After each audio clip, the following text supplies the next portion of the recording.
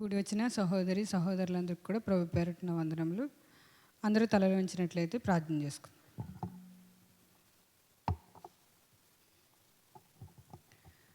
పరలోకమందున్న మా కన్న తండ్రి, మీ ఘనమైన ఉన్నతమైన మహోన్నతమైన నామమునకు వందనములు, స్తుతులు, స్తోత్రములు నాయన. ఇంతవరకు మీ రెక్కల నీడలో భద్రపరిచి ప్రభువా మమ్మల్ని అందరినీ మీ సన్నిధిలో సమకూర్చిన విధానమును బట్టి మీకు స్తోత్రములు తండ్రి. తండ్రి, ఈ సమయంలో ప్రతి ఒక్కరూ చేరి ప్రభువా మీ సన్నిధిలో మీ వాక్కులు ధ్యానించుటకు సిద్ధపడి ఉండగా నాయన సహాయం చేయండి, మీ కృప దయచేయండి.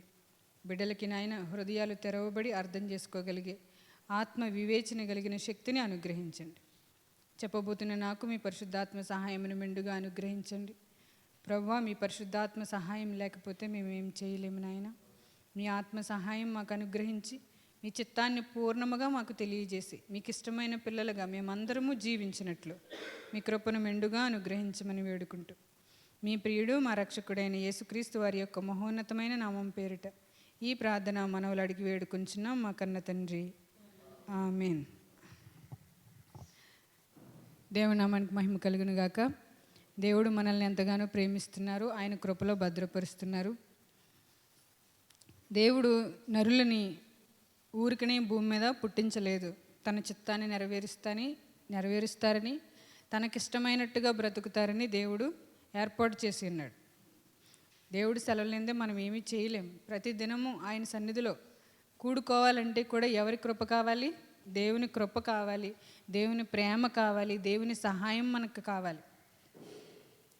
దేవుడికి సహాయం లేకపోతే మనం ఏమీ చేయలేము. మనకి లోకంలో తెలుసు, సామాన్యంగా లోకంలో సమాజంలో ప్రభుత్వం పోలీసులకు మాత్రమే మనుషుల్ని ఒక పద్ధతిలో నడిపించడానికి లేదా మనుషులు వ్యతిరేకిస్తే కొట్టడానికి అధికారం ప్రభుత్వం ఎవరికి ఇచ్చింది? రక్షక భటులకు మాత్రమే ఇచ్చింది. పోలీసు వారు మాత్రమే మనుషుల్ని దండించగలరు, కొట్టగలరు. ఒక చెయ్యి వేసి కొట్టడానికి కేవలం ప్రభుత్వాధికారి అయిన పోలీసు వారికి మాత్రమే ఉంది, మరి ఎవ్వరికీ లేదు. అదేవిధంగా దేవుడు కూడా బోధకులకి మాత్రమే విశ్వాసుల్ని గద్దించే హక్కు, వారికి దేవుని మాట గట్టిగా చెప్పే హక్కు ఇచ్చాడు దేవుడు. బోధకులకి మరి కఠినమైన శిక్ష. బోధకులు తన జీవితాన్ని సరిగ్గా దేవునిలో చక్కగా నడిపించకపోతే, వాక్యానుసారంగా నడిపించకపోయినా, లేదా దేవుని దగ్గరకు వచ్చిన వారిని సరిగ్గా నడిపించకపోయినా బాధ్యత ఎవరిది? బోధకునిదే. బోధకుడు వాక్యానుసారంగా మాట్లాడకుండా తన స్వచిత్తాన్ని మాట్లాడితే నా పై అధికారి ఎవరు? నా పై అధికారి దేవుడు. దేవుడు నా పై అధికారిగా ఉన్నాడు, దేవుడు నాకు యజమానిగా ఉన్నాడు, దేవుడు నాకు గురువై ఉన్నాడు. నాకు సెలవిచ్చిన మాటను నేను మీకు సెలవిస్తాను. ఇప్పుడు చాలామంది ఏం చేస్తున్నారు? తమ స్వచిత్తాన్ని బోధిస్తున్నారు. యేసుక్రీస్తు ప్రభువారు ఈ లోకానికి వచ్చినప్పుడు తండ్రికి మనుషులకి మధ్యవర్తిత్వం చేశాడు. దేవుడు ఒక్కడే, దేవునికి నరులకును మధ్యవర్తి ఒక్కడే. ఆయన ఈ లోకంలోనికి వచ్చి దేవుని చిత్తాన్ని మానవులకు తెలియజేశాడు. అదేవిధంగా ఈరోజు బోధకులు ఏం చేస్తున్నారు? దేవునికి నరులకు మధ్యవర్తిగా క్రీస్తు మార్గంలో నడుస్తూ దేవుని చిత్తాన్ని ప్రజలకు తెలియజేస్తున్నారు. దేవుడు అంటున్నాడు, తన పిల్లలు తన కోసం బ్రతకాలి, తను అనుకున్నట్టుగా బ్రతకాలి. ఎందుకంటే ఏ వస్తువుకైనా యజమాని ఎవరో ఆ ప్రకారంగానే అది చెయ్యగలగాలి. లేదా ఒక ఆవు ఉందనుకోండి, ఆవు యజమాని చెప్పినట్టు నడుస్తుందా? తనకు నచ్చినట్టు నడుస్తుందా? ఒక ఎద్దు యజమాని చెప్పినట్టు నడవాలి. ఒక మేక, ఒక గొర్రె, అది ఎవరు చెప్పినట్టు నడవాలి? తన యజమాని చెప్పినట్టు నడవాలి. కానీ మనుషులు తమ దారిలో వెళ్ళిపోతున్నారు. దేవుడు తన పిల్లల్ని తయారు చేసుకున్నాడు. అయితే మనుషులందరూ కూడా తమకిష్టమైన మార్గాలలో తొలగిపోయి ఉన్నారు. అందుకని దేవుడు ఏమంటున్నాడు? నా యొద్దకు రండి, నా మాట వినండి అని పిలుస్తున్నాడు. దేవుడు అనేకుల్ని పిలుస్తున్నాడు. కొందరిని రక్షణకు పిలుస్తున్నాడు, కొందరిని సేవకు పిలుస్తున్నాడు, కొందరిని సేవకి సహకారులుగా పిలుస్తున్నాడు, అనేకుల్ని పిలుస్తున్నాడు. దేవుడు అంటాడు, ఒక యజమానుడు విందు సిద్ధపరిచాడు, అనేకుల్ని పిలిపించాడు. ఒక వ్యక్తి అన్నాడు, నాకు కొత్తగా పెళ్ళయింది, నా భార్య దగ్గరికి వెళ్తున్నాను, నేను రాలేను విందుకి అన్నాడు. ఒక వ్యక్తి ఏమన్నాడు, నేను పొలం కొన్నాను, దాన్ని చూడడానికి వెళ్తున్నాను, నేను రాలేను అన్నాడు. ఇంకొక వ్యక్తి అన్నాడు, నేను ఎద్దులను కొన్నాను, అవి చూడడానికి వెళ్ళాలి, నేను రాలేను విందుకి. అప్పుడు యజమానికి ఏమైంది? కోపం వచ్చింది. అందుకేమన్నాడు, వీధుల్లోనికి వెళ్ళి, రాజవీధుల్లోనికి వెళ్ళి కుంటివారిని గుడ్డివారిని పిలవండి నా విందు తినడానికి. వీళ్ళు ఎలాగా రాలేదు కాబట్టి వాళ్ళని పిలండి అన్నాడు దేవుడు. అప్పుడు పిలిచినప్పుడు వాళ్ళు ఇంకా స్థలం మిగిలిపోయింది, ఇంకా వెళ్ళండి, సందుల్లోనూ మూలల్లోనూ ఇంకా ఎవరైనా ఉంటే ఇంకా పిలవండి, ఎందుకంటే ఆహారం ఎక్కువగా ఉంది, తినడానికి అనేకులు మనుషులు రావచ్చు, పిలవండి అన్నాడు. బలవంతం చేయండి అన్నాడు. ఇంకా అంటే ఫస్ట్ చెప్తాం, వినాలి, వినలేదనుకోండి హెచ్చరిస్తాం, అప్పుడు వినలేదనుకో బలవంతం చేస్తాం. అంటే ఒక ఉదాహరణ చెప్తాను. ఒక ఊరు, ఒక ప్రాంతం, పల్లపు ప్రాంతం ఉంది. ఆ ఊరికి ఒక విపరీతమైన ఒక ప్రవాహం కొట్టుకొచ్చే ప్రమాదం ఉందని గవర్నమెంట్ తెలుసుకుని ముందే ఆ ఊరిలో ఉన్న ప్రజలందరికీ ప్రకటన జరిగించింది. ప్రతి ఒక్కరిని కూడా ఈ ఊరు ఖాళీ చేసేయాలి, పైనుంచి వరద వచ్చేస్తుంది, ఈ ఊరు మునిగిపోద్ది, కాబట్టి ఈ ఊరిలో ఉన్న ప్రజలందరూ ఏం చేయాలి, ఈ ఊరు ఖాళీ చేసేయాలని చెప్పినప్పుడు చాలామంది ప్రజలు ఖాళీ చేస్తారు. కానీ ఒక వ్యక్తి చాలా భక్తుడు, దేవుడు అంటే చాలా ఇష్టం. ఆ వ్యక్తి ఏమన్నాడంటే, నేను రాను, ఇక్కడే ఉంటాను, నన్ను దేవుడే కాపాడుకుంటాడులే అన్నాడు. అప్పుడు మరలా ప్రభుత్వం వారు ఏం చేశారంటే హెచ్చరిక, రెండోసారి ఇంకా అది వచ్చేసేలా ఉందని మళ్ళీ ఏం చేశారంటే హెచ్చరిక పంపించారు. ఎందుకంటే వరద పైనుంచి వచ్చేస్తుంది, దానికి ఇంకా కాలం తక్కువే ఉంది, ఇంకా ఎవరైనా ఉంటే పూర్తిగా వచ్చేయండి అని ప్రకటించడానికి మళ్ళీ హెచ్చరిక పంపించారు. అప్పుడు కూడా ఆ వ్యక్తి రాలేదు. నేను దేవుడు భక్తుడిని, నాకేం కాదు, నాకు ఏదన్నా అయితే దేవుడు చెప్తాడులే అని అతను రాలేదు. ఇంకా మూడోసారి పోలీసులు వెళ్ళారు. బాబు ఇంక వరద వచ్చేస్తుంది, ఇక్కడ ఉంటే చచ్చిపోతావు, ఇంక నువ్వు వస్తావా రావా, మోసుకొని పొమ్మంటావు అంటే అస్సలు ససమేరకు కుదరదంటే కుదరదు, నేను ఇక్కడే ఉంటాను, నాకు ఏదన్నా అయితే నా దేవుడు చూసుకుంటాడు అనేసి దేవుడా దేవుడా అని అక్కడే కూర్చొని ఉంటాడు. చివరికి వరద వచ్చేస్తుంది, అతను చనిపోతాడు. చనిపోయిన తర్వాత ఒక స్టోరీ ఇది, అతను దేవుడి దగ్గరికి వెళ్ళిపోతాడు. వెళ్ళిపోయిన తర్వాత దేవుడి దగ్గర ప్రశ్నిస్తాడు, నువ్వు అసలు దేవుడువా, అసలు మంచోడువా, నా దగ్గరికి రాలేదు, నాకు చెప్పలేదు, నేను చచ్చిపోతుంటే చూస్తూ ఊరుకున్నావు అని నేరాలు మోపుతున్నాడు దేవుడిని. అప్పుడు దేవుడు అంటాడు, ఓరి వెర్రివాడా, మొదట పంపించింది, ప్రకటన చేయించింది ఎవరు? నేనే కదా. రెండోసారి హెచ్చరిక చేయించింది ఎవరు? నేనే కదా. మూడవసారి బలవంతం చేయించింది ఎవరు? నేనే కదా. నేనే కదా నీ ప్రాణాలు రక్షించడానికి చెప్పింది, పంపించింది. నువ్వు కదా అవివేకంలో ఉన్నది, గ్రహింపు లేకుండా ఉన్నది. మనం ఈరోజు మానవ సమాజంలో జీవిస్తున్నాం, కానీ దేవుని యొక్క ఆలోచనని గ్రహించలేని స్థితిలో ఉన్నాం. మనం ఇది అర్థం చేసుకోవాలి. దేవుడు మనకి తెలియజేస్తున్నాడు, దేవుని ప్రేమ మనుషుల ప్రేమ వంటిది కాదు. మనుషుల్లాగా అవసరం వస్తే చూపించి అవసరం లేకపోతే విడిచిపెట్టేది కాదు. మనుషుల్లాగా వాడుకుని వదిలేసేది కాదు. మనుషుల్లాగా పై మెరుగులు చూపించేది అసలే కాదు. ఆయన ప్రేమ ఎంతో నమ్మదగినది, ఖచ్చితమైంది, యథార్థమైంది, అది స్పష్టమైంది. దేవుడు ఏది కూడా పైకి ఒకలాగా లోపలలాగా ఎవరికో భయపడి అలా చెప్పడు. దేవుడు ఆయన డైరెక్ట్గా చెప్తాడు, యథార్థంగా చెప్తాడు. మన బాగు కోరుకునే వాళ్ళు ఎవరైనా సరే సంగతి మనతోనే చెప్తారు. మన మీద చాడీలు చెప్పేవాళ్ళు మన సంగతి పట్టుకెళ్ళి వాళ్ళకి వీళ్ళకి చెప్తారు. అవునా కాదా? మన బాగు కోరుకునే వాళ్ళు సరిగా నిబ్రంగా మన దగ్గరకు వచ్చి మీరు బాగుపడాలి, మీరు మంచిగా ఉండాలి, మీరు యథార్థంగా ఉండాలని చెప్తారు. కానీ మీ మీద ఇష్టం లేని వాళ్ళు మీ సంగతి అందరికీ చెప్తారు, కానీ మీకు చెప్పరు. నిజానికి మనకు చెప్తే మార్చుకుంటాం కదా. దేవుడు కూడా అంతే, మనుషులందరికీ చెప్పడు. ఆయన డైరెక్ట్గా చెప్తాడు, తన పిల్లలకి చెప్తాడు, అందరికీ చెప్తున్నాడు.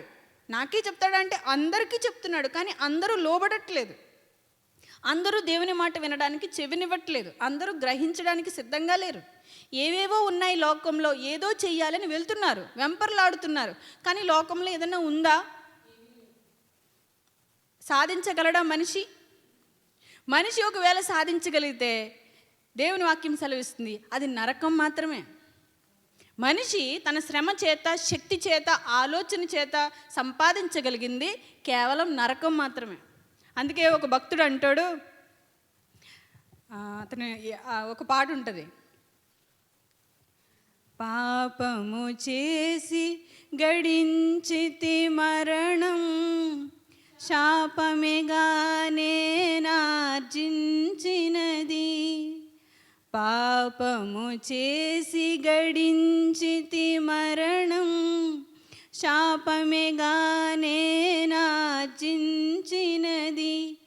కాపరివై నను బ్రోచితివి, కాపరివై నను బ్రోచితివి.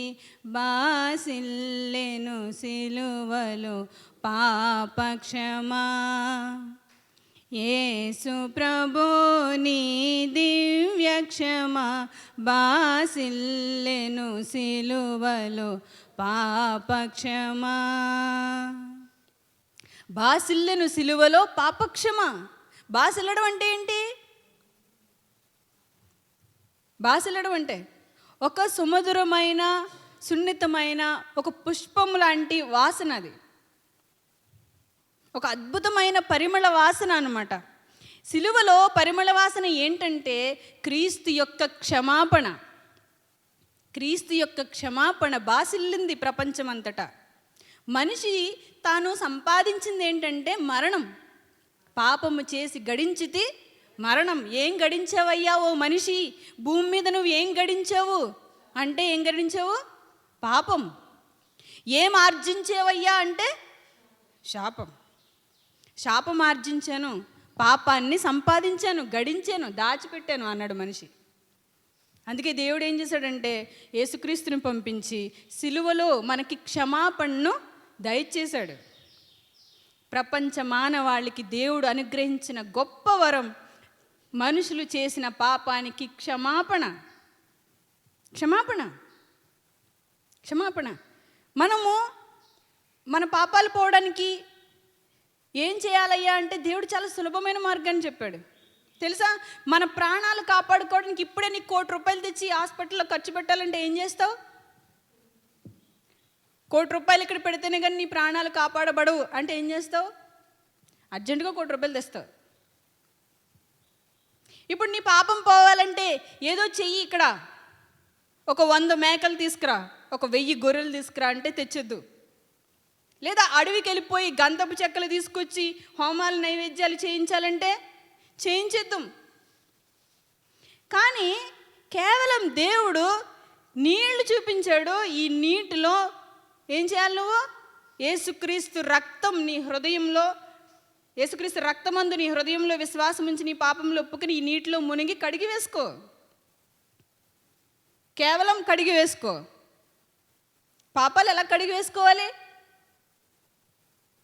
నీటిలో మునగడం ద్వారా, బాప్తిస్మము పొందడం ద్వారా. దేవుడు మనకి పెద్ద పెద్దవి ఏవో ఇవ్వలేదు. అందుకే మనకి దేవుడు లోకువైపోయాడు. కేవలం పాపక్షమాపణ పొందు, యేసునందు విశ్వాసము ఉంచు. క్రీస్తునందు నమ్మకం ఉంచుట ద్వారా మానవాళికి పాప క్షమాపణ లభిస్తుంది. కానీ మనిషి దాన్ని పొందుకోలేకపోతున్నాడు.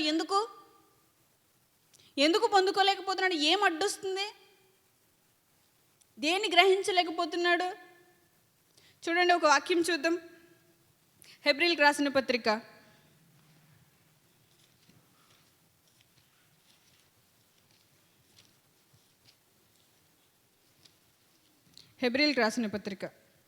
6వ అధ్యాయము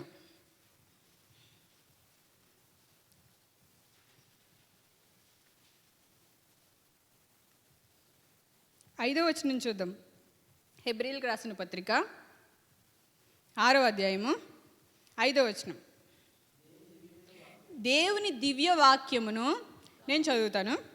దేవుని దివ్య వాక్యమును రాబో యుగ సంబంధమైన శక్తుల ప్రభావమును అనుభవించిన తరువాత తప్పిపోయిన వారు, దేవుని వాక్యాన్ని గ్రహించి తప్పిపోయిన వారు తమ విషయంలో దేవుని కుమారుని మరలా సిలువ వేయచ్చు బాహాటముగా ఆయన్ను అవమానపరుచుచున్నారు. గనుక మారు మనసు పొందునట్లు అట్టి వారిని మరలా నూతన పరచుట అసాధ్యము. దేవుని ప్రేమను గుర్తించి మరలా లోకంలోనికి వెళ్ళిపోతే, మరలా పాప జీవితాన్ని జీవిస్తే అట్టి వారిని మార్చడం చాలా అసాధ్యం అంటున్నాడు దేవుడు. ఎందుకంటే వాళ్ళు ఈ ఏదైతే లోకంలో పాపం ఉందో వారిని పట్టి పీడిస్తుంది, కానీ దేవునిలోనికి రానివ్వదు. ఎట్లనగా దాన్ని వివరిస్తున్నాడు భక్తుడు. చూడండి 7వ వచనం. ఎట్లనగా భూమి తన మీద తరచుగా కురియు వర్షమును త్రాగి ఎవరి కొరకు వ్యవసాయము చేయబడునో వారికి అనుకూలమైన పైరులను ఫలించుచు దేవుని ఆశీర్వచనము పొందును. ఒక ఎగ్జాంపుల్ని చూపిస్తూ, ఒక భూమి అంతా కూడా దేనికోసం చూస్తుంది? వర్షం కోసం చూస్తుంది.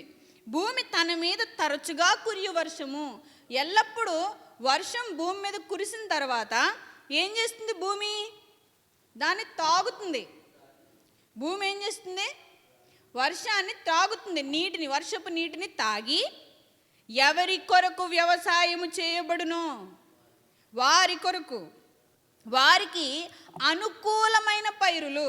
ఏ యజమానుడైతే వ్యవసాయం చేస్తున్నాడో, ఆ యజమానుడు ఏ విత్తనమైతే విత్తాడో ఆ విత్తనానికి సంబంధించిన మొలక, తర్వాత వెన్ను, తర్వాత పూత, తర్వాత ఫలింపు. ఏ వ్యవసాయకుడైతే కష్టపడుతున్నాడో అతని కోసం అనుకూలమైన పైరులు ఫలించాలి.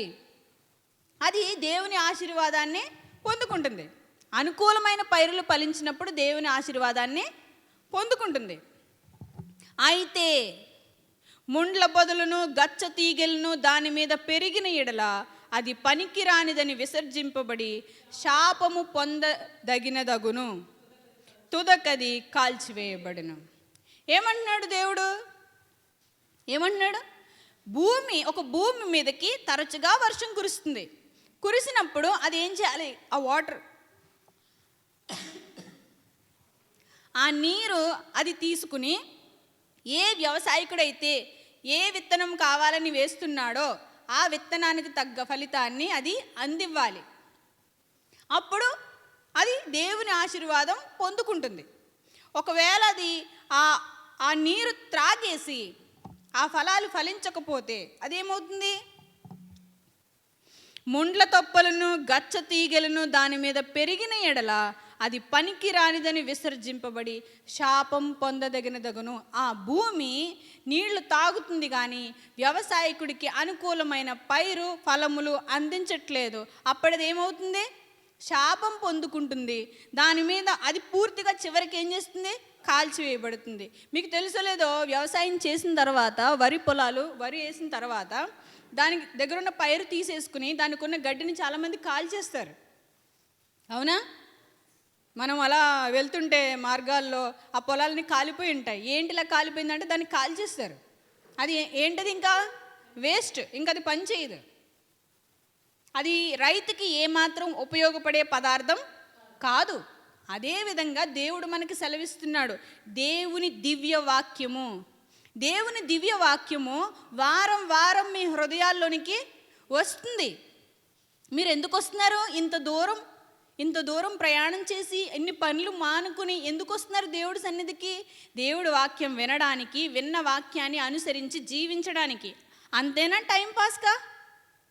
మీరు టైంపాస్కి వస్తే మీకేం ప్రయోజనం లేదు. దేవుని వాక్యాన్ని మీరు త్రాగి ఎవరి కొరకు వ్యవసాయం చేయవలనో, ఎవరికి అనుకూలమైన ఫలము ఇవ్వవలనో వారికి మీరు అనుకూలమైన ఫలములు, పంట అందించాలి. లేకపోతే మీరేమవుతారు? దేవునికి అనుకూలమైన ఫలములు ఫలించకపోతే గచ్చ పొదలు, ముండ్ల తీగలు మొలిచేస్తాయి. అంటే దుష్టబుద్ధి, అది దేవుని బుద్ధి కాదు. మీరు దేవుని నుండి తప్పిపోతారు. కొందరైతే దేవుడి సన్నిధికి వస్తున్నారు కానీ దేవుడికి ఎటువంటి ఉపయోగమో లేదు. ఎందుకంటే వస్తారు వెళ్తారు. ఇది ఒక అలవాటుగా, నానుడిగా, ఆచారంగా కొనసాగుతుంది తప్ప ఇది దేవునికి ఏమాత్రం ప్రయోజనకరమైంది కాదు. అందుకే దేవుడు హెచ్చరిస్తున్నాడు. ఏమని? నువ్వు అనుకూలమైన పంట పండావా దేవుని ఆశీర్వచనము పొందుకుంటావు. దేవునికి అనుకూలమైన పంట నువ్వు పండలేదా దేవుని శాపాన్ని పొందుకుంటావు. ఎంత భయంకరం దేవుని శాపాన్ని పొందుకోవడం అంటే! ఆశీర్వదింపబడిన వారు పరలోక రాజ్యమునకు ప్రవేశం కలిగి ఉన్నారు, శపింపబడిన వారు నరక రాజ్యంలోనికి జారిపోతారని ఉంది, నరకాగ్ని గుండానికి జారిపోవుదురు అని ఉంది.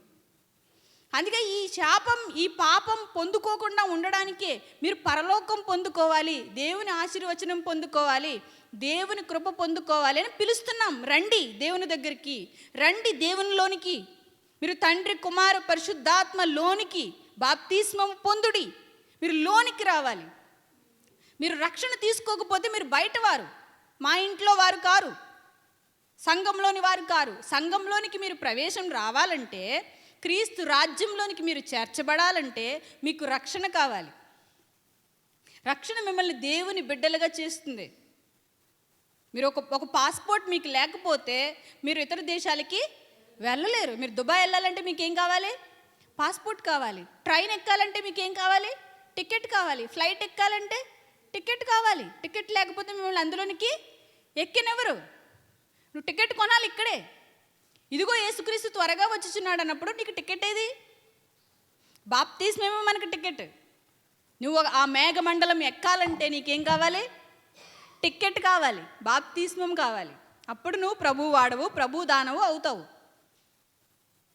దేవుడు బిడ్డగా నువ్వు స్వీకరించబడాలి, దేవుని లోనికి నువ్వు రావాలి.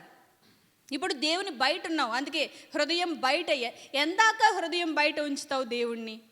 దేవుడు నీ హృదయంలోనికి రావడానికి సిద్ధంగా ఉన్నాడు. ఆయన నీ హృదయం అనే తలుపును తట్టుచున్నాడు. ఎన్నాళ్ళు దేవుణ్ణి ఎరుగనంటావు? ఎన్నాళ్ళు దేవుని త్రోసిపుచ్చుతావు? ఆయన ప్రేమను గ్రహించుకున్నావు? ఆ ప్రేమను గ్రహించమనే దేవుడు చెప్పమంటున్నాడు. సమాజానికి సువార్త ప్రకటింపబడుతుంది, దేవుని ప్రేమను గ్రహించమని దేవుడు పేరట బ్రతిమాలుకుంటున్నాము. దేవుని మనసుని మీకు తెలియజేస్తున్నాము. ఏముంది ఈ లోకంలో? అంతా పాపమేగా, అంతా శాపమేగా, అన్నీ అనుభవించాం. ఏముంది చివరికి? ఏమీ లేదు. అన్నీ విడవబడతాయి. మన ఆత్మ ఈ లోకాన్ని విడిచి వెళ్ళిపోతుంది. మన ఆత్మ రక్షింపబడాలంటే మనకేం కావాలి? రక్షణ కావాలి. అందుకే అంటున్నాడు భక్తుడు, చూడండి, అయితే మీరు ఆ శాపం పొందుకోకూడదు. అయితే 9వ వచనం, అయితే ప్రియులారా మేమిలాగు చెప్పుచున్నను మీరెంతకంటే మంచిదియు రక్షణకరమైనదియునైన స్థితిలోనే ఉన్నారని రూఢిగా నమ్ముచున్నాను. అమ్మ కుదురుగా ఉండాలి, సౌండ్ చేయకూడదు. రక్షణకరమైన స్థితిలోనే ఉన్నారని రూఢిగా నమ్ముచున్నాను. రక్షణకరమైన స్థితి అంటే ఏంటి? రక్షణకరమైన స్థితి అంటే ఏంటి? దేవుని మాట వినే స్థితిలోనే ఉన్నారని నమ్ముతున్నాను. రక్షణకరమైన స్థితి అంటే ఏంటంటే, ఒక పాత నిబంధనలో ఒక వ్యక్తి ఉంటాడు. ఎవరంటే, సిరియా రాజు దగ్గర సైన్యాధిపతి అయిన నయమానికి కుష్టు వ్యాధి ఉంటుంది. అతను చాలా బలము కలిగిన వాడు, పరాక్రమం కలిగిన వాడు, యుద్ధశాలి. అయినప్పటికీ అతనికి ఒక రోగం ఉంది. ఏంటది? కుష్టు అనే వ్యాధి అతనికి ఉంది. అయితే ఈ వ్యాధి ఎలా పోగొట్టుకోవాలని ప్రయత్నిస్తాడు, కానీ అది పోదు. అప్పుడు వీళ్ళు ఇశ్రాయేలీలో ఒక అమ్మాయిని, చిన్న అమ్మాయిని చెరపట్టుకుని వెళ్ళిపోతారు. వాళ్ళు ఇశ్రాయేలీల మీద విజయం పొంది ఒక చిన్న అమ్మాయిని చెరపట్టుకుని వెళ్ళిపోతారు. ఆ అమ్మాయి నన్ను తీసుకుపోయి ఇంట్లో వాళ్ళందరూ నాశనం అయిపోవాలని అనుకోకుండా ఆ ఇంట్లో వారి కొరకు ప్రార్థన చేసి, నా యజమానుడు మా దేశంలో ఒక ప్రవక్త ఉన్నాడు, అతని దగ్గరికి వెళ్తే అతను బాగుపడతాడని చెప్తుంది. అయితే ఈ నయమాను ఆ దేశానికి వెళ్తాడు. వెళ్ళినప్పుడు ప్రవక్త దగ్గరికి వెళ్ళినప్పుడు ప్రవక్త కనీసం బయటకు కూడా రాడు. ప్రవక్త ఇంటి ద్వారం దగ్గరికి వెళ్ళి బయట నుంచి ఉంటాడు ప్రవక్త వస్తాడని. కానీ ప్రవక్త కనీసం బయటకు కూడా చూడ్డు, తలుపు తీసి కూడా చూడ్డు ఎవరు వచ్చారని. ఏమంటాడంటే, నువ్వు వెళ్ళి యోర్దాను నదిలో 7 సార్లు మునుగు అని తన దగ్గర ఉన్న ఒక దాసుడిని పంపిస్తాడు, ఒక శిష్యుని పంపిస్తాడు. మీకు అర్థమవుతుంది అనుకుంటున్నాను. ఒక నయమాన్ అనే వ్యక్తికి కుష్ఠరోగం ఉంది. అతను దేవుని ప్రవక్త దగ్గరికి వచ్చినప్పుడు దేవుడు ప్రవక్త తన దాసుడిని పంపించి అతను కుష్టి పోవాలంటే 7 సార్లు యోర్దాను నదిలో మునగాలి అని కబురు పంపిస్తాడు. అప్పుడు ఆ నయమానికి చాలా కోపం వస్తుంది. ఏంటి, నేను ఇంత దూరం ఇంత సైన్యముతో ఇన్ని రథాలతో రాజు పరివారంతో వస్తే నేను ఎవరిని? రాజు సైన్యాధిపతిని. నేను ఇంతలా వస్తే కనీసం బయటకు కూడా వచ్చి చూడలేదు నన్ను. నేను అసలే అతను వచ్చి నన్ను పలకరించి నా మీద చెయ్యి వేసి నా బాధగా ఉన్న చోట తన చెయ్యి ఆడించి నన్ను పరామర్శిస్తాడనుకుంటే, నాతో మాట్లాడతాడనుకుంటే కనీసం మాట్లాడన్నా మాట్లాడలేదు. మా దేశంలో నదులు లేవా? మా దేశంలో ఇలాంటి నదులు లేవా? ప్రవాహాలు లేవా? నేను అక్కడ మునగలేనా? ఇలా అంటాడా నన్ను అనేసి కోపంతో వెళ్ళిపోతాడు. మీరు రాజుల మొదటి గ్రంథంలో ఉంటుంది, చదువుకోండి. 2వ గ్రంథం అనుకుంటా, చదవండి. అయితే ఆ వెళ్ళిపోయేటప్పుడు ఆ నయమాని యొక్క దాసుడు అంటాడు, అయ్యా ఏదన్నా ఒక గొప్ప కార్యం చెబితే నువ్వు చెయ్యవా? ఇప్పుడు నిన్ను ఏదో గొప్ప కార్యం చేసి ఎక్కడికో వెళ్ళి ఏదో చెయ్యి, ఏదో ఉద్ధరించంటే చెయ్యవా? అతను ఏం చెప్పాడు? కేవలం ఈ యోర్దాను నదిలో 7 సార్లు మునిగితే ఈ కుష్ఠరోగం పోద్దన్నాడు. మునగొచ్చు కదా అని ఎంతో ఓర్పుతో సహనంతో చెప్పినప్పుడు ఆ వ్యక్తి తన మనసు కరిగి వెళ్ళి యోర్దాను నదిలో మునుగుతాడు. మునిగినప్పుడు ఎన్నిసార్లు మునగమన్నారు? 7 సార్లు. కానీ ఎంత ఓర్పుతో దేవుడు ఎదురు చూస్తున్నాడంటే, దేవుడు ఎంతగా ఎదురు చూస్తున్నాడంటే నమ్మకం కోసం, విశ్వాసం కోసం 6 సార్లు మునిగేదాకా కూడా అతను కుష్టు పోదు. 6 సార్లు మునిగేసినా సరే అతను కుష్టు పోలేదు. దేవుడు మాట మనం వింటున్నామో లేదో దేవుడు పరీక్షిస్తాడు. 7 సార్లు మునగమంటే 7 సార్లే మునగాలి. 6 సార్లు మునిగిన తర్వాత కూడా అతను కుష్టి పోలేదు. 7వసారి మునిగిన తర్వాత అతనికి చిన్న పిల్ల వంటి దేహం వచ్చిందని లేఖనం సెలవిస్తుంది. మన హృదయంలో ఉన్న కుష్టు పోవాలంటే దేవుడు చెప్పిన మాట చెప్పినట్టుగా చెయ్యాలి. దేవుడు ప్రేమ మనకి అర్థం కావాలి. దేవుడు ఉన్నాడు, దేవుడు ప్రేమ కలిగిన వాడు, దేవుడు శక్తిమంతుడు. ఆయన దయగలిగిన దేవుడు, కరుణ కలిగిన దేవుడు, కృప కలిగిన దేవుడు. తన పిల్లలు తన మాట వినాలని ఆయన కోరుకుంటున్నాడు. దీన్ని ఏమన్నాడు? నయమాని ఇక్కడ మాట విన్నారు కదా, దాన్నే ఏంటి? రక్షణకరమైన స్థితి, మాట వినే స్థితి. ఇంకా నయమాని ఎందులో ఉన్నాడు? మాట వినే స్థితిలోనే ఉన్నాడు. మాట వినని స్థితిలోనికి జారిపోలేదు. అతని హృదయంలో అవిధేయత వచ్చింది. నేను ఇలా అనుకున్నాను, అలా చేశాడేంటి, నా దగ్గరకు వస్తాడనుకున్నాను, రాలేదేంటి అనుకున్నాడు. కానీ ఒక దాసుడు, అయ్యా మీకేదో గొప్ప పని చెప్తే చేయరా, ఇదే కదా అతను చెప్పింది, చేసి చూడొచ్చు కదా అన్నప్పుడు చేసి చూశాడు. దేవుని ప్రేమను రుచి చూశాడు.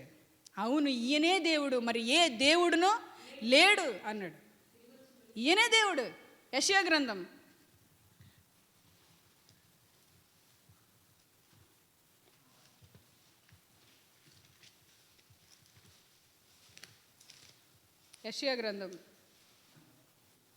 45వ అధ్యాయం 22వ వచనం. యెషయా గ్రంథం 45వ అధ్యాయం 22వ వచనం. భూదిగంతముల నివాసులారా, నా వైపు చూచి రక్షణ పొందుడి. దేవుడను నేనే, మరి ఏ దేవుడును లేడు. నా ఎదుట ప్రతి మోకాలు వంగుననియు, ప్రతి నాలుకయు నా తోడని ప్రమాణము చేయననియు నేను నా పేరట ప్రమాణం చేసి ఉన్నాను. నీతిగల నా నోటి మాట బయలుదేరి ఉన్నది, అది వ్యర్థము కానేరదు. యెహోవా యందే నీతి బలములున్నవని జనులు నన్ను గూర్చి చెప్పుదురు. ఆయన యొద్దకే మనుషులు వచ్చెదరు. ఆయన మీద కోపపడిన వారందరూ సిగ్గుపడుదురు. దేవుడు సెలవిస్తున్నాడు, నా మాట విని నా యొద్దకు రండి, నేనే దేవుడినని తెలుసుకునుడి. నా మార్గంలో మీకేముంది? రక్షణ ఉంది. మీరు మీ మార్గాల్లో తప్పిపోయారు, అయినప్పటికీ నేను మిమ్మల్ని పిలుస్తున్నాను, రండి, రక్షణ పొందండి. మనం పాంప్లెట్ మీద వేస్తాం, రండి, వినండి, రక్షణ పొందండి. ఎందుకంటే దేవుని ప్రేమ మిమ్మల్ని పిలుస్తుంది. దేవుని ఎదుట ప్రతి మోకాలు వంగాలి, ప్రతి నాలుక ఆయన్ను స్తుతించాలి. ఆయనే దేవుడని ఒప్పుకోవాలి. ఆయన ప్రేమను రుచి చూచి తెలుసుకోవాలి. అందుకే ఆయన పిలుస్తున్నాడు. అన్నాడు, రక్షణకరమైన స్థితిలోనే ఉన్నారు మీరు. మీరు నాశనం ఏమన్నాడు? భూమి తన మీద కురియు వర్షాన్ని తాగి మంచి ఫలాలు ఇస్తుంది. ఒకవేళ ఇవ్వకపోతే అది గచ్చ పొదలు, మొండ్ల పొదలు ఇస్తుంది, అది కాల్చివేయబడుతుంది. అయితే ఇప్పుడు మీరైతే దేవుని యందు మంచిగా ఉన్నారని, రక్షణకరమైన స్థితిలోనే ఉన్నారని నేనేం చేస్తున్నాను? రూఢిగా నమ్ముచున్నాను. మీరు చేసిన కార్యమును మీరు పరిశుద్ధులకు ఉపచారం చేసి ఇంకనూ ఉపచారము చేయుచుండుట చేత తన నామమును బట్టి చూపిన ప్రేమను మరచుటకు దేవుడు అన్యాయస్తుడు కాదు. దేవుని పేరట మీరు చేసిన కార్యాలను బట్టి దేవుడు మరచుటకు అన్యాయస్తుడు కాదు. ఆయన ప్రేమ కలిగిన దేవుడు. ఆయన పిలుస్తున్నాడు. ఆయన మనల్ని పిలుస్తున్నాడు. ఎందుకు మనం దేవుడు పిలుస్తున్నాడు అనుకోవట్లేదు? ఎన్నో విషయాల నుంచి, ఎన్నో ప్రాణాపాయాల నుంచి దేవుడు మనల్ని కాపాడలేదా? మరణాపాయం నుంచి, మరణపు సయ్య నుండి దేవుడు నన్ను పైకి లేపాడు అంటాడు భక్తుడు. ఒక దొంగ ఊబి నుండి, చావు గోతి నుండి దేవుడు నన్ను లేపాడు. దావీదు భక్తుడు అంటాడు, జిగటగల దొంగ ఊబి నుండి దేవుడు నన్ను లేపాడు, చావు గోతి నుండి నన్ను తప్పించాడు, దేవుడు నన్ను బ్రతికించాడు అంటాడు. దేవుడు మనల్ని బ్రతికిస్తున్నాడని ఎందుకు మనం గ్రహించలేకపోతున్నాము? ఎందుకు గ్రహించలేకపోతున్నాం? దేవుని మనసును మనం అర్థం చేసుకోవట్లేదు. అసలు దేవుడు ఉన్నాడని నమ్ముతున్నామా మనం? దేవుడు ఉన్నాడని నమ్మాలి ఫస్ట్. దేవుని యొద్దకు వచ్చేవాడు ఆయన ఉన్నాడని నమ్మాలి కదా. ఇదే హెబ్రీయులకు రాసిన పత్రిక 11వ అధ్యాయము. హెబ్రీయులకు రాసిన పత్రిక 11వ అధ్యాయము 6వ వచనం. విశ్వాసము లేకుండా దేవునికి ఇష్టుడయుండుట అసాధ్యము. దేవుని యొద్దకు వచ్చువాడు ఆయన ఉన్నాడనియు తన్ను వెదకు వారికి ఫలము దయచేయువాడనియు నమ్మవలెను కదా. మీరు నమ్మాలి కదా. మీరు దేవుడు ఉన్నాడని నమ్ముతున్నారా? మీరు దేవుని యొద్దకు వచ్చినప్పుడు ఆయన ఉన్నాడని నమ్ముతున్నారా? ఆయన కృపను తెలుసుకుంటున్నారా? ఆయన ప్రేమను అనుభవిస్తున్నారా? మనం దేవుడు ప్రేమ చేత మన హృదయాలు తడపబడకపోతే, భూమి మీద నీరు పడినప్పుడు భూమి తీసుకోకపోతే అది నెరలు విడిచి ఏమైపోతే బద్దలైపోయి దానిలో సారం ఏమాత్రమూ ఉండదు. అలాగే దేవుడు ఉన్నాడని మనం నమ్మకపోతే, దేవుని వాక్యాన్ని మనం స్వీకరించకపోతే మన హృదయాలు ఎండిన నేలల వలె అయిపోతాయి.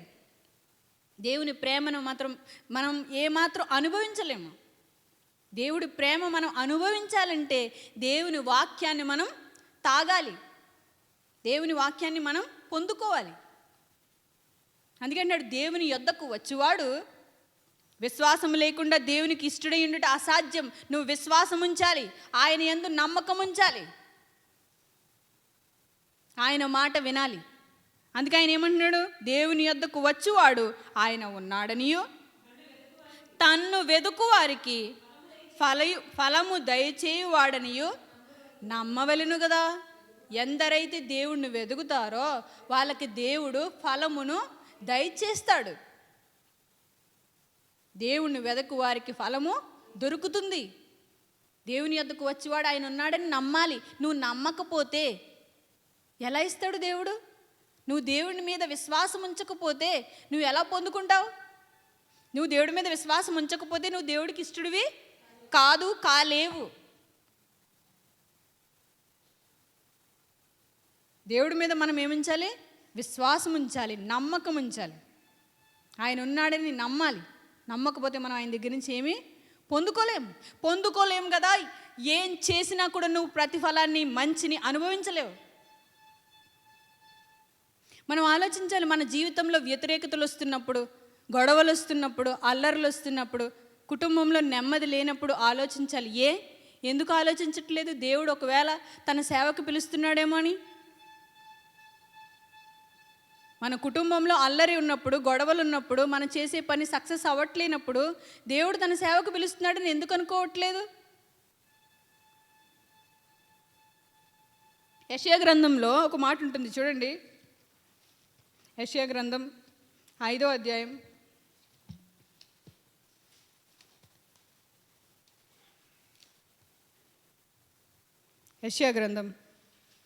5వ అధ్యాయం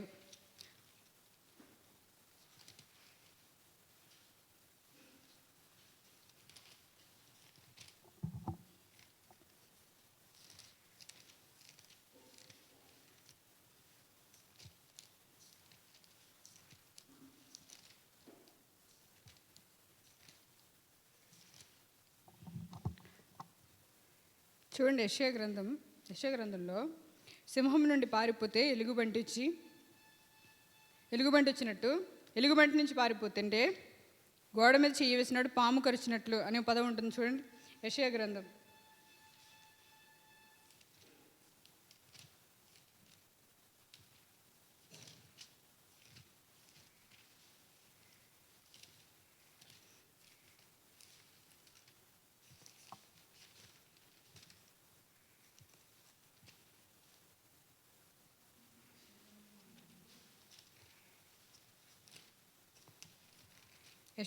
5.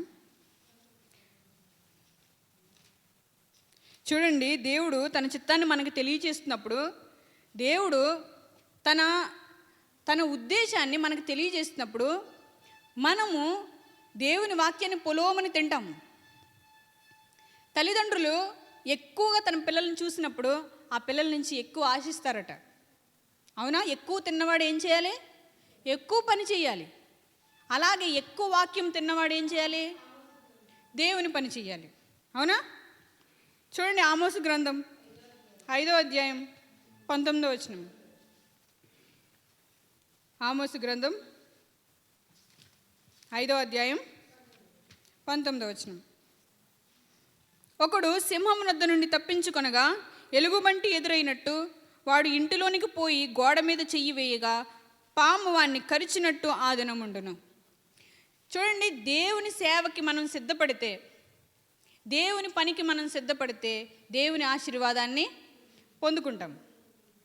దేవుడు మనల్ని పిలుస్తున్నప్పుడు మనకు తెలియదు. మనం ఏం చేస్తామంటే మన పనుల్లో మనం నిమగ్నమైపోయి చాలా బిజీగా ఉంటాం మనం.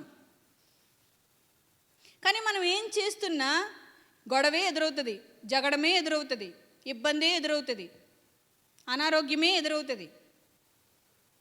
ఇంకా మనం ఏదేదో చేసి లోకంలో ఏదో సంపాదించేయాలనుకుంటాం. కానీ ఎందుకు దేవుడు తన ఉద్దేశాన్ని తెలియజేస్తున్నాడని అనుకోకూడదు? ఆలోచించుకో. ఒకవేళ దేవుడు తన సేవకు పిలుస్తున్నాడేమో. ఏది చేసినా గొడవే అవుతుంది, ఏది ముట్టుకున్నా గొడవే అవుతుంది. దేవుడు తెలియజేస్తున్నాడు, ఈ లోకంలో నీకేమీ ప్రయోజనం లేదు, నా వైపు తిరుగు, నా మాట విను, నా పనికిరా. దేవుని పనిలో మనం జత పనివారం అన్నారు పౌలు గారు. ఎక్కువ తిన్నవారి దగ్గర ఎక్కువ ఆశిస్తాడని వాక్యం సెలవిస్తుంది. ఎక్కువ వాక్యం మనం తినేసామేమో. ఒకవేళ దేవుడు పనిని ఆశిస్తున్నాడేమో. ఏమవుతుందంట? ఒకడు సింహం వద్ద నుండి తప్పించుకొనగా ఎలుగుబంటి ఎదురైపోతుందంట. వాడు ఇంటిలోనికి పోయి గోడ మీద చెయ్యి వేయగా పాము వాణ్ణి కరిచినట్టు ఆ దినం ఉందంట. అంటే రోజులేం బాగాలేదనమాట. అన్నీ కూడా ఎలా ఉన్నాయి? వ్యతిరేకంగా ఉన్నాయి. ప్రభువా, నా ఎడల నీ చిత్తం ఏంటి? నీ ఉద్దేశం ఏంటి? నా పరిస్థితి ఎలా ఉంది? నేను ఏం చేయాలని నువ్వు కోరుకుంటున్నావు? నీ వలలు విడిచిపెట్టి వచ్చిండి నా యొద్దకు అన్నాడు యేసుక్రీస్తు ప్రభువారు. వాళ్ళు ఏం చేస్తున్నారు? వలలు, రాత్రంతా వలలు విడిచిపెట్టి నన్ను వెంబడించు అన్నాడు. ఆస్తి పట్టుకుని తిరిగేవాడిని ఏమన్నాడు దేవుడు? నీ ఆస్తిని అంతా అమ్మి బీదలకు ఇచ్చి నన్ను వెంబడించు. అంటే ఎవరు ఏ బలహీనతలో ఉన్నారో వాళ్ళని ఆ బలహీనత విడిచిపెట్టి తన సేవకు రమ్మంటున్నాడు దేవుడు. ఎన్నాళ్ళు కూర్చుంటావు? ఎన్నాళ్ళు ఇంకా ఏదో ఉందేమో. ఏమంటాడు సోమరు? ఏమంటాడు? బయట సింహం ఉంది అంటాడు, ఉదక మీద తలుపు తిరుగును, మంచం మీద సోమరు తిరుగును. ఇంకెన్నాళ్ళు మంచం మీద ఉంటావు? ఎన్నాళ్ళు ఉదక మీద తలుపు తిరిగినట్టు తిరుగుతావు? పరిస్థితులన్నీ వ్యతిరేకంగా ఉన్నాయి. ఏం చేద్దామన్నా ఏం చేయలేకుండా ఉంది, ఏం చేయాలో తోచకుండా ఉంది. అప్పుడు మనం ఏం చేయాలి? దేవుడి సన్నిధికి వెళ్ళి దేవుడి కాళ్ళు పట్టుకోవాలి. దేవుడి చిత్తం ఏదో నా ఎడల జరుగుతుంది, నేను గ్రహించాలి, దేవుడి తట్టు తిరగాలి, దేవుడి మాట వినాలి. ఎంత ప్రయాసపడినా ఈ లోకంలో ఏమీ లేదు. ఒక్కసారి మనం దేవుడి కోసం నిలబడితే దేవుడి కార్యాన్ని మనం చూస్తాం. విశ్వాసంతోనే. కేవలం దేవుని సేవ డబ్బుతో జరగదు. చాలామంది ఈరోజు డబ్బు ఉంటే నేను చేయగలను ఎలాంటి సేవ అనుకుంటున్నారు. కాదు. సేవ చేసిన వాళ్ళు ఎవరైనా సరే డబ్బుతో సేవ చేయలేదు. విశ్వాసమే పెట్టుబడి. ఈ లోకంలో డబ్బు ఖర్చు పెడితే పనులు ఎలా అవుతాయో, మీరు దేవుని పనిలో విశ్వాసమే పెట్టుబడి. విశ్వాసముతోనే దేవుని కార్యములు జరుగుతాయి. దేవుని సేవ, దేవుని ఎడల కలిగి ఉన్న విశ్వాసంతో మాత్రమే ముందుకు కొనసాగుతుంది. నరుడు తిండి వలన కాదు, రొట్టె వలన కాదు, దేవుని మాట వలన బ్రతుకుతాడు. ఆత్మలు ఎలా రక్షింపబడతాయి? దేవుని మాట వల్లనే రక్షింపబడతాయి. కార్యాలు ఎలా జరుగుతాయి? దేవుని కృప వల్లనే జరుగుతాయి. ప్రయాసపడు వానిలోనైనను పరిగెట్టు వానిలోనైనా ఏమీ లేదు, సమస్తము దేవునిలోనే ఉన్నది. మనం నమ్మి విశ్వసించి దేవుని కోసం అడుగు వేస్తే దేవుడు మనకి సహాయం చేస్తాడు. పరిస్థితులు ఒకవేళ ఎలా ఉన్నాయేమో ఆలోచించండి. సింహం నుండి తప్పించుకుంటే ఎలుగుబండి వచ్చేసి, ఎలుగుబండిని తప్పించుకుంటే పాము వచ్చి కరిచేసి, ఎటున్నా ఏ మార్గం దొరకక ఏం చేయాలన్నా తెలియక జగడాలతో, గొడవలతో, ఇబ్బందులతో, అనారోగ్యాలతో, సమస్యలతో నిండిపోతుంటే దేవుడి చిత్తం ఏంటో కనుక్కోండి, గ్రహించండి. ప్రార్థనే ఆయుధం. ఇది కోతకు సమయం, పనివారి తరుణం. ప్రార్థన చేయాలి, మనం ప్రార్థన చేయాలి. బాగుందిలే, ఈ లైఫ్ బాగుంది, బాగానే గడిచేస్తుంది, అయిపోతుంది కదా, ఎందరో సేవ చేస్తున్నారు, నేను కూడా చెయ్యాలా అంటే ఏమో దేవుడు ఏం తలస్తున్నాడో, ఏం ఆలోచిస్తున్నాడో. పరిచారకులు తక్కువ, పనివారు తక్కువ, పని చాలా ఎక్కువ. ఏమన్నాడు? పొలము ఎర్రబడింది, ఇప్పుడు కోత కొయ్యాలి. నమ్మకంగా పనిచేసే పనివారు కావాలి, నమ్మకస్తులైన పనివారు కావాలి. పనివారు చాలామంది ఉన్నారు. యజమాని అలా పక్కకు తిరిగితే అక్కడే పడుకుంటారు. మనకు పనివాళ్ళు వస్తారు అనుకో, యజమాని ఏం చేసుకుంటూ ఉంటాడు? కాచుకుంటూ ఉంటాడు. ఎందుకంటే ఈ పనివారు నమ్మకమైన వారు కారు. దేవుడు చూస్తున్నాడని నమ్మకంగా పనిచేసే పనివారు కావాలి. నమ్మకంగా పని చెయ్యాలి, నమ్మకంగా సేవ చేయాలి, నిలబడాలి. దేవుడు ఉన్నాడని ధైర్యంతో, తన్ను నమ్మువారికి ఫలము దయచేస్తాడన్న విశ్వాసంతో ఎల్లప్పుడూ ఆయన మీద ఆధారపడి బ్రతకాలి. అట్టి సేవకులు కావాలి. నువ్వు తొందరగా వెళ్ళకపోతే చాలామంది నశించిపోతారు. ఇప్పటికే చాలామంది నశించిపోయారు. పరుగులు పెట్టాలి, ప్రయాసపడాలి. ఏదైతే వదులుకోవాలో దాన్ని వదులుకోవాలి, ఏదైతే చేపట్టాలో దాన్ని చేపట్టాలి. పరుగులు పెట్టాలి. పరిశుద్ధత లేకపోతే పనులు జరగవు. పాపాన్ని పూర్తిగా విడిచిపెట్టాలి, పరిశుద్ధంగా బ్రతకాలి. దేవుడు పరిశుద్ధుడై ఉన్న ప్రకారము మీరును పరిశుద్ధులై ఉండుడి. మీరు పాపాన్ని వెంటేసుకుని తిరిగితే దేవుని పనులు జరగవు. ఏదయ్యా అడ్డుపడేదంటే అవిశ్వాసమే పాపం. విశ్వాస మూలము కానిది ఏదో అదే పాపం. నువ్వేం పాపం చేయట్లేదని నువ్వు అనుకోవచ్చు, కానీ నువ్వు ఏదైతే పరిస్థితిలో విశ్వాసం చూపించాలో అది చూపించకపోవడమే పాపం. దేవుని మీద నిజమైన విశ్వాసం చూపించకపోతే అది పాపం. హెబ్రీయులకు రాసిన పత్రిక చూడండి. హెబ్రీయులకు రాసిన పత్రిక 12వ అధ్యాయము 14వ వచనం. నిజానికి పౌలు గారు హెబ్రీయులకు పత్రిక రాస్తున్నప్పుడు వాళ్ళ విశ్వాసానికి కోసం, దేవుని కోసం తమ ఆస్తులు సైతం విడిచిపెట్టి దేవుని కోసం వచ్చారు, దేవునిలో నిలబడ్డారు. కానీ వాళ్ళు పడిపోయే స్థితికి మళ్ళీ వచ్చేస్తున్నారు. వాళ్ళు గొప్ప సేవ చేశారు, ఆస్తులు కూడా కోల్పోయారు, డబ్బు వదిలేసుకున్నారు, సుఖాలు వదిలేసుకున్నారు, లోకంలో మెప్పులు గొప్పలు అన్నీ వదిలేసుకున్నారు. అయినప్పటికీ విశ్వాసంలో బలహీన పడిపోతున్నారు. అందుకే విశ్వాసులు పట్టి మనకి హెబ్రీయులకు రాసిన పత్రికలోనే దొరుకుతుంది. అనేకులైన విశ్వాసులు. హెబ్రీయులు అంటే ఎవరు? అబ్రహాం ఎవరు? హెబ్రీయుడు. అబ్రహాము సంతానమై ఉండి, దేవుని పిల్లలై ఉండి, ఆది నుండి దేవునిలో కొనసాగుతూ ఉండి కూడా విశ్వాసంలో బలహీన పడిపోతున్నారు. చిన్ననాటి నుండి దేవునిలో ఉన్నా కూడా మనకింకా అవిశ్వాసమే. విశ్వాసంలో బలహీన పడిపోతున్నాం, దేవునిలో కొనసాగలేకపోతున్నాం. అందుకే దేవుడు సెలవిస్తున్నాడు ఒక మాట. హెబ్రీయులకు రాసిన పత్రిక 12వ అధ్యాయము 14వ వచనం. అందరితో సమాధానమును పరిశుద్ధతయు కలిగి ఉండుటకు ప్రయత్నించుడి. ఏం చేయాలి? అందరితో, కొందరితో కాదు, ఒక్కరితో కూడా గొడవ ఉండడానికి వీల్లేదు. నీ నోరు మూసుకో, నీ నాలుకను భద్రం. ఏమన్నాడు దేవుడు? నాలుక అగ్నియే, చాలా జాగ్రత్త, నీ నాలుకను కాచుకో. అందరితో సమాధానమును పరిశుద్ధతయు కలిగి ఉండుటకు ప్రయత్నించుడి. పరిశుద్ధత లేకుండా ఎవడును ప్రభువును చూడడు. పరిశుద్ధత లేకపోతే మనం ఎప్పటికీ ప్రభువుని చూడలేము, ప్రభువుని చేరలేము. ప్రభు తట్టు తిరగకపోతే, ప్రభు పని చెయ్యకపోతే మనకేం లేదు, పరిశుద్ధత లేదు. ప్రభు పని చెయ్యకపోవడమే పాపం. సిద్ధపడిన తర్వాత ప్రభు పని చెయ్యకపోతే అది పాపం.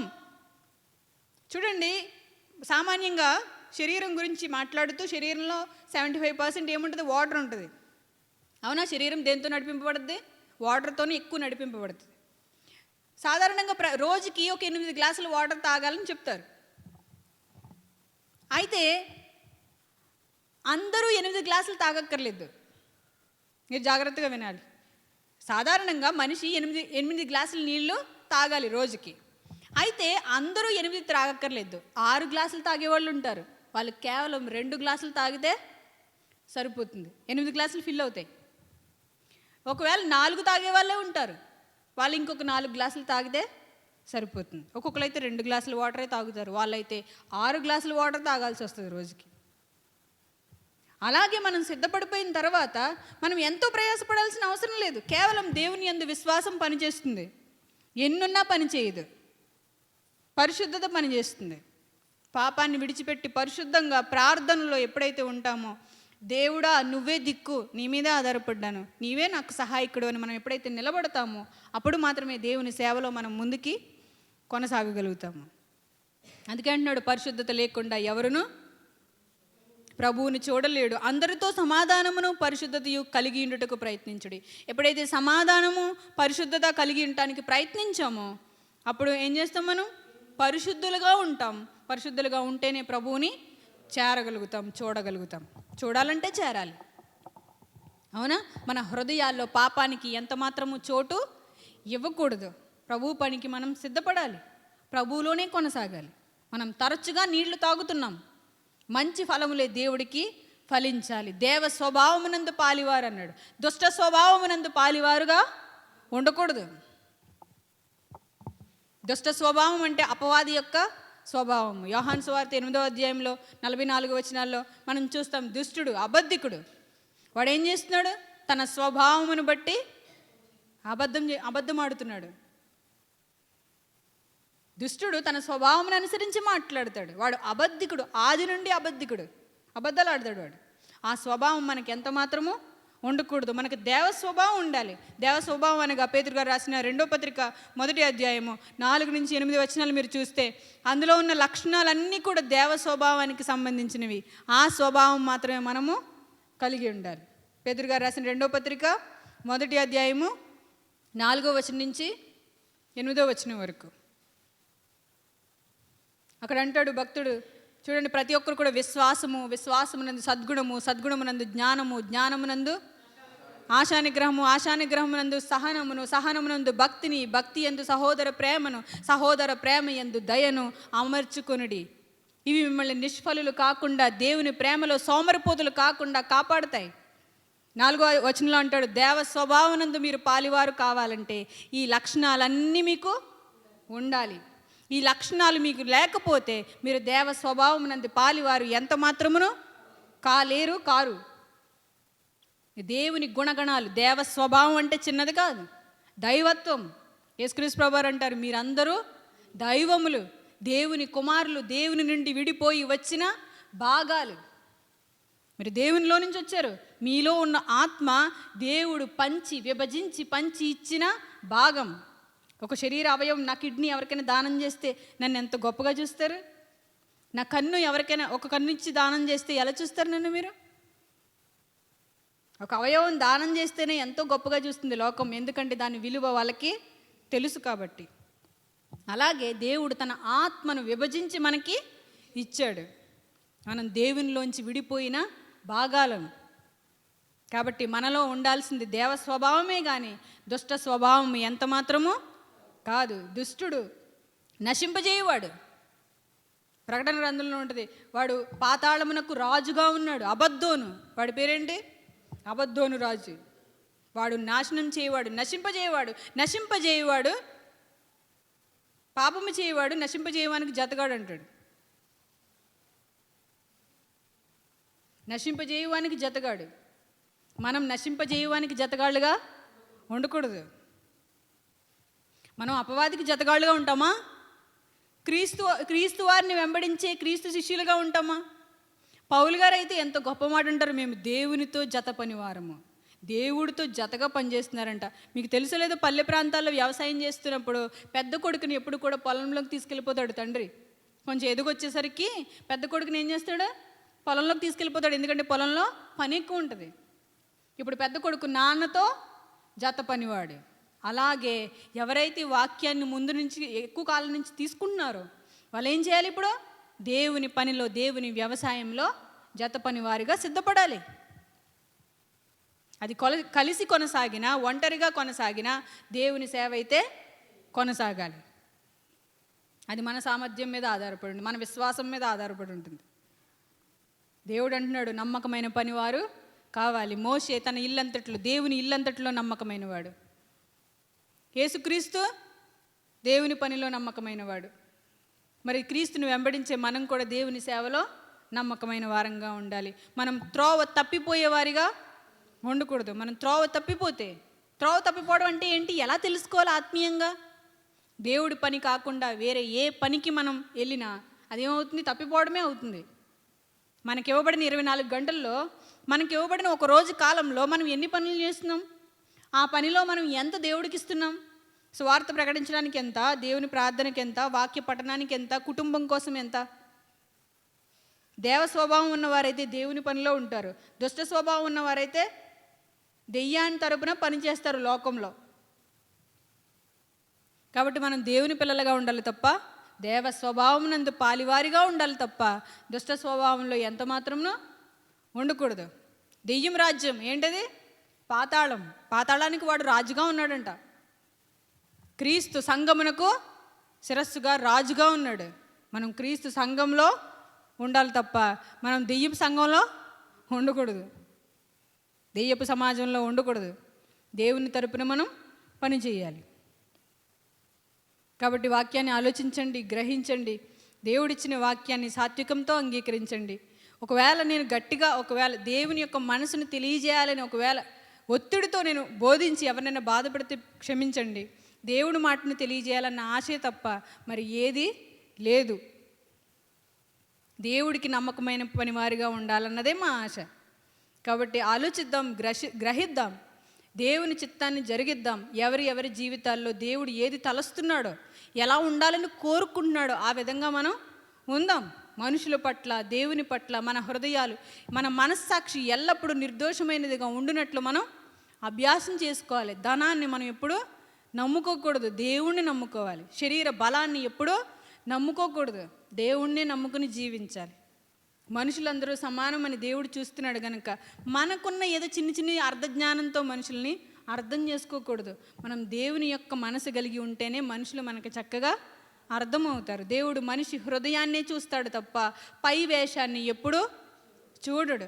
నువ్వు ఎంత ఎత్తున్నావు, ఎంత పొడుగున్నావు, ఇంత లావున్నావు, నువ్వు నల్లగా ఉన్నావు, పళ్ళెత్తుగా ఉన్నాయి, నీకు ఇంత పొట్టుంది అనడు దేవుడు. దేవుడు ఎప్పుడు హృదయాన్నే చూస్తాడు, హృదయాన్ని చూస్తాడు. ఆయనకి హృదయంలో ఉన్న పరిశుద్ధతే కావాలి, హృదయ పరిశుద్ధత. దేవుడు మన హృదయముల కంటే అధికుడై మన హృదయంలో ఏం జరుగుతుందో కూడా ఆయనకి తెలుసు. మనకి ఆలోచన పుట్టక మునిపే ఆయనకు తెలుసు. ఆయన సమస్తము ఎరిగినవాడు, అనంత జ్ఞాని. ఆయన బుద్ధి జ్ఞాన బాహుళ్యం ముందు మనం మాట్లాడడానికి ఎంత మాత్రమూ సరిపోము.